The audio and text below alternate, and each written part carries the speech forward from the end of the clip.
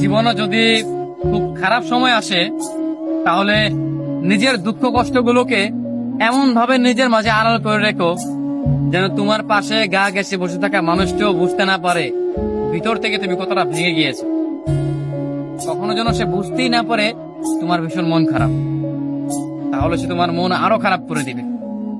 সে যেন বুঝতে না পারে কোন এক অনাকাঙ্ক্ষিত ঝড়ে ঝরে গিয়েছে তোমার জীবন বৃক্ষের সবুজ একটি পাতা।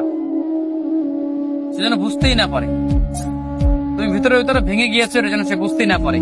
অতঃপর নিজেকে বোঝাও, শক্ত হও।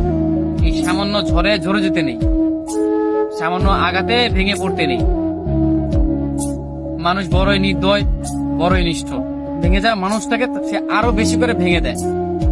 তুমি যদি মন খারাপ করে কাউকে কথাগুলো বলো, তবে সে তোমাকে আরো ভীষণ করে ভেঙে দিবে। যদি খুব বেশি কষ্ট হয়, তবে একা একা কান্না করো। দরজা বন্ধ করে একা রুমে নিজের কান্নাগুলো নিজের সাথে শেয়ার করো, নিজের দুঃখ কষ্টগুলো নিজের সাথে শেয়ার করো। তবুও কোনো মানুষের কাছে না যাও, কোনো মানুষকে তবুও না বলো যে তোমার ভিতরে ভিতরে কেমন কষ্ট হচ্ছে, কি সেই অনুভূতি, সেগুলো তুমি মানুষের সাথে শেয়ার না করো। কারণ মানুষ বড়ই নির্দয়, বড়ই নিষ্ঠুর। তারা ভেঙে যাওয়া মানুষগুলোকে না বাঁচিয়ে উল্টো তারা আরো বেশি করে ভেঙে দেয়।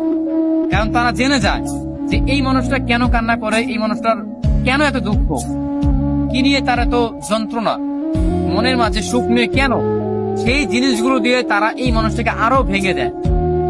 অতএব তুমি দেখবে একটা জীবনে একটা পর্যায়ে তুমি দেখবে যে জীবনে